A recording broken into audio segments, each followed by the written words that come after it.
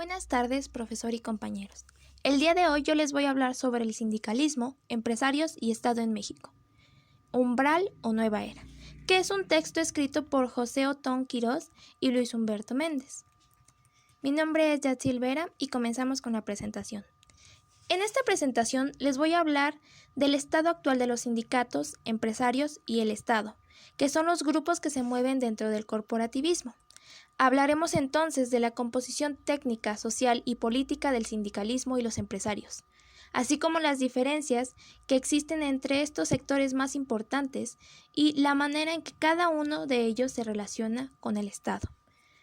El vínculo que se ha formado entre estas tres partes ha transformado fuertemente al corporativismo y de hecho también al mismo Estado, sobre todo en sus relaciones con las clases fundamentales a partir de los rumbos que sigue el patrón de la acumulación neoliberal.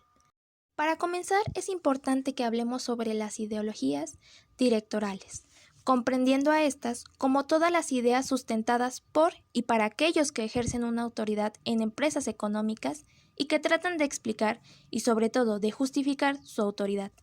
Estas son las que juegan un papel fundamental al interior del proceso laboral e influyen en las relaciones externas de los capitalistas con la sociedad, con otros empresarios y con los partidos. Bien, ahora hablaremos sobre la reestructuración capitalista, la desarticulación obrera, el desorden social y la recomposición del comando empresarial.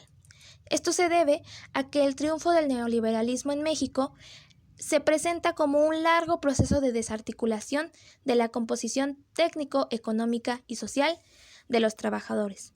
Esto se observa directamente en cómo ha descendido significativamente la tasa de sindicalización, en cómo también la pobreza ha aumentado y en cómo las huelgas se han reducido. Podemos verlo a través de un ciclo de movilizaciones obreras que se inició en 1968 con la huelga de Ayotla Textil. Más tarde se pasó por las acciones del sindicato ferrocarrilero y después por la de los telefonistas. También la tendencia democrática del Sindicato Único de Trabajadores Electricistas de la República Mexicana. Más adelante nos referiremos a este sindicato como SUTER, siendo todos ellos parte de los sindicatos nacionales de industria y de los servicios donde el Estado pues obviamente era el patrón.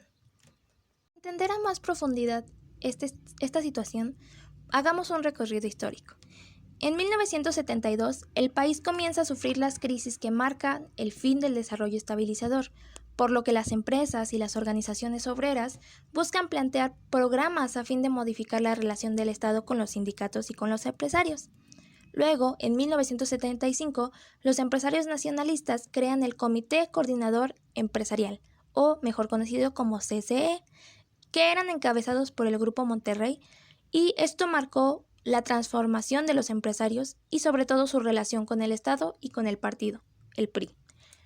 Por otra parte, el sindicalismo oficial estaba formado por un binomio entre el Congreso del Trabajo y la Confederación de Trabajadores en México, que validaban su relación corporativa con el Estado y apoyaban su política económica. Mientras, en abril de 1975, la tendencia democrática del SUTER proponía dentro de su declaración de Guadalajara un llamado a la creación de sindicatos nacionales y democráticos, reiterando el apoyo al nacionalismo revolucionario del Estado de la revolución institucionalizada. Dentro de esta declaración, las demandas que contenían eran la defensa, ampliación y perfeccionamiento del sistema de seguridad nacional, el seguro contra el desempleo, la colectivización agraria, la defensa del monopolio estatal del comercio exterior. En mayo de 1975, el CCE publicó su declaración de principios en oposición a esta de la tendencia democrática del SUTER y al intervencionismo estatal del gobierno. La tendencia democrática planteaba un sindicalismo democrático que enriqueciera el pacto corporativo estatizante de un Estado como lo era el mexicano, que contrastaba entonces con el corporativismo privatista de las sociedades capitalistas liberales. La tendencia democrática entonces defendía una democratización de la relación de los sindicatos, empresarios y del Estado, reforzando así las posiciones de los trabajadores dentro de la misma, mientras que el CCE se mostraba como un empresario antiestatista y sobre todo privatizador, siendo parte un precursor del neoliberalismo, pues Para esta organización, la empresa privada debería ser la célula básica de la economía y las empresas mixtas deberían estar sujetas a la administración privada. Podemos ver entonces que en estos años ya se empezaba a construir una clase empresarial antiestatista y privatizadora. El Grupo Monterrey, por su parte, ya tenía un corporativismo privatista y paternalista que estaba basado en sus sindicatos blancos y en la neutralización del conflicto industrial mediante el control empresarial de sus organizaciones obreras. Entonces, la Declaración de los Principios de la CCE decía que la lucha de clases era un principio como un elemento antisocial. Su coordinación, por el contrario, para ellos, era el único camino para alcanzar el bien de cada empresa, de sus integrantes y de toda la nación. La intención empresarial de ellos era solamente recomponer su hegemonía dentro del Pacto Corporativo Nacional. Por otra parte, del lado del movimiento obrero, la oposición defendía al nacionalismo revolucionario del Estado y lo hacía a través de la Unidad Obrero Independiente, que en 1976 emitió un comunicado fijando su posición ante la crisis y el papel del Estado en la economía, por lo que su posición era la crítica al Estado nacionalista interventor desde la óptica del trabajo productivo. Durante los últimos años del gobierno de Luis Echeverría, la crisis propiciaba debates sobre el futuro del país, así que él se encargó de reprimir este intento de huelga general que había propuesto la Tendencia Democrática en 1976. Ahora bien, José López Portillo declaró la nacionalización de la banca y, durante su mandato, esto contribuyó a que los trabajadores bancarios salieran de ese régimen que les negaba el derecho a organizarse en sindicatos. Sin embargo, ese tema fue algo que se dejó pendiente. Más tarde, en 1982, se empezó con el empresario oligopolítico, lo que quiere decir que el mercado estaba dominado solamente por un pequeño número de grandes empresarios que lo abarcaban por completo. Más tarde, durante el sexenio de Miguel de la Madrid, la Unidad Obrera Independiente fue desarticulada a través de una reconversión industrial, sobre todo a través de la reconversión por parte del Estado con el cierre o la privatización por parte del Estado a las empresas automotrices y sobre todo en colaboración con la CTM y con las juntas de arbitraje, a fin de que así se quitara a los sindicatos de esta Unidad Obrera Independiente para ponerlos en manos de la CTM o de abogados laborales especializados en ese tema. Así que en el sexenio de Miguel de la Madrid se sentaron ya las bases para la nueva relación entre el Estado y estas clases fundamentales, y el cambio de rumbo del populismo nacional estatista hacia este neoliberalismo empresarial. El Estado mexicano ahora continuaba jugando un papel determinante del desarrollo, pero ahora ya no poseía tanta autoridad como lo hacía antes. La condición fundamental de esta orientación económica del país y de las formas de distribución del Producto Interno Bruto siguen siendo el corporativismo reestructurado. El corporativismo entonces influye en la relación del Estado con el sindicalismo y con los empresarios, además de que influye en el sistema de estratificación de las clases sociales. Es quien forma los grupos de estatus y cómo van a ser sus interrelaciones dentro de las sociedades. Fue durante su gobierno que se inició una construcción del neoliberalismo, cuando retomó ciertas de las demandas de la Declaración de los Principios del CCE, al preparar pues ya un modo legal que le sustentara este cambio en beneficio de ese sector empresarial. Y fue durante los primeros 4 años de su mandato que de la Madrid modificó cerca de 40 artículos de la Constitución. Uno de los más importantes, el artículo 25, donde se definía el papel del Estado como el rector de los procesos económicos y sociales del país, y ahora le otorgaba al sector privado el mismo rango que al sector público y al sector social, lo que le da el pie al sector privado para que cuente con la protección, con el aliento y con el estímulo del Estado. Ahora lo provee de las condiciones para que contribuya al desarrollo económico nacional.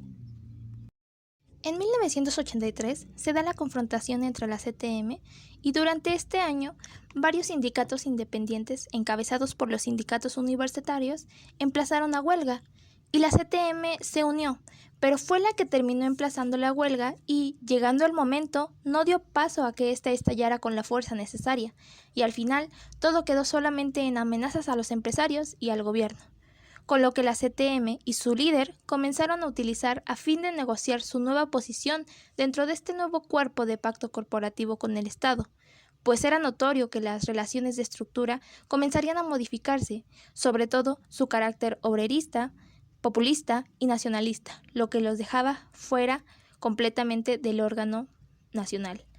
El 31 de mayo de ese mismo año es cuando estalla la huelga del Sindicato de Trabajadores de la UNAM, además de 20 sindicatos de otras instituciones universitarias y algunos de los sindicatos pertenecientes a la CTM que no acataron las órdenes del líder sindical. Pero el gobierno de Miguel de la Madrid volvió a mostrar su preferencia por el sector empresarial y le otorgó nuevos privilegios a ellos. Entre esos estaban las concesiones para las casas de bolsa y también absorber la deuda externa de las empresas del Grupo Monterrey. Así, la ineficacia de este sector empresarial terminaba pagándola a la sociedad, demostrando así que ahora se tenía un carácter completamente corporativista en el Estado. José López Portillo, desde su sexenio, fue cuando se impidió la creación de nuevos sindicatos independientes, lo que dio paso al sindicalismo de confrontación. La CTM y el CT comienzan a ejercer un sindicalismo de oportunidad, pues no quieren perder sus privilegios corporativos. Así que su último intento lo intentan con la demanda de un reforzamiento del sector social en el sentido de la economía a fin de subir los sueldos. Pero en agosto de 1983, junto al CT, firman el Pacto de la Solidaridad Nacional y con esto se abandonan sus demandas y, ahora sí, inicia su adaptación hacia el neoliberalismo. Este pacto corporativo da un viraje. Los sindicatos corporativos ahora perdían su centralidad y se hacían hacia el tránsito hacia un corporativismo privatista y obviamente proempresarial. Durante el periodo de Carlos Salinas de Gortari y Ernesto Zedillo, ellos fueron los que terminaron la desarticulación de los trabajadores y ahora sí dieron paso a las medidas económicas que solamente reforzaban sus proyectos. Ese proceso no solamente se redujo a una desregulación laboral, ni a los despidos provocados por la privatización o al cierre de las empresas paraestatales, también destruyó la estructura en general técnica y expulsó territorialmente a los trabajadores. Además de que confrontó generacionalmente a los jóvenes obreros sin experiencia sindical a fin de desplazar a los viejos trabajadores, con lo que destruyó y con lo que se cambiaron las bases sobre las cuales se levantaba la forma de lucha, la organización y las demandas sindicales. Esta desarticulación de las identidades laborales contribuyó a la destrucción de las identidades colectivas y con eso mismo se generó un desorden anómico que ahora tenía una ausencia de ley y con una ausencia de nombre para conceptualizar lo que estaba aconteciendo en el momento.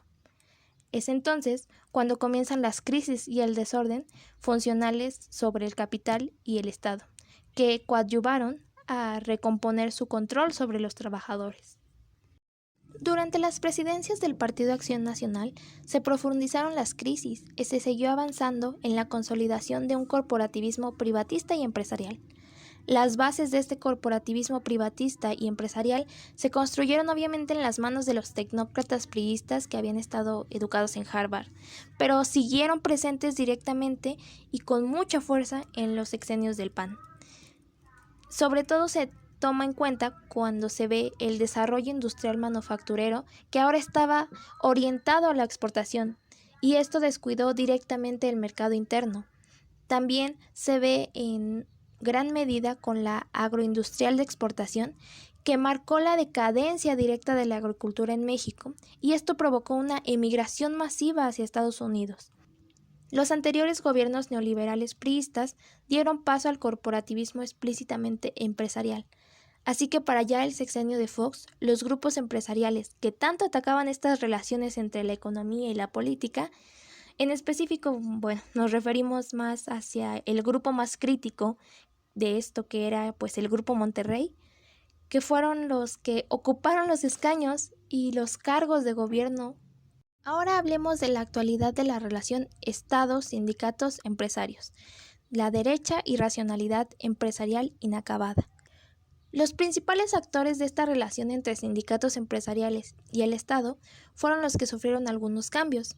El sector más golpeado obviamente fue el público y las empresas paraestatales. La derecha empresarial presiona al Estado a fin de obtener ventajas para sus empresarios. También influían en los rumbos del patrón de la acumulación, censuraban acciones gubernamentales que les parecían socializantes, defendían sus valores conservadores cristianos, buscando imponerlos al resto de la sociedad, vetaban campañas gubernamentales contra el SIDA, intentaban prohibir conciertos que consideraban inmorales, y, al igual que los líderes de los sindicatos, presionaban al Estado para obtener ventajas para sus empresas. Ahora sí, como conclusión, desde 1982 a la fecha, el Estado, a través de los gobiernos priistas y panistas, transformó esta relación entre el sindicalismo, los empresarios y el gobierno. Los empresarios que criticaban el endeudamiento público en los sexenios de Luis Echeverría y de José López Portillo no hablaban directamente de sus propios endeudamientos millonarios durante el boom petrolero o durante el gobierno de Vicente Fox. También eran los que criticaban al paternalismo de los programas populistas y clientelares de asistencia, pero cuando accedieron al poder, los mantuvieron dentro de su programa. Con eso se puede ver que el panorama de una relación, sobre todo de esta, parece no querer cambiar y busca mantenerse en un umbral que mantiene a la economía estancada y al país y a sus actores políticos y sociales en la incertidumbre que los mantiene inmovilizados y atenidos hacia las decisiones que tomen estos empresarios, los sindicatos y el Estado, que están obviamente relacionados hacia el corporativismo. Esto fue todo por esta ocasión y muchas gracias por su atención a todos.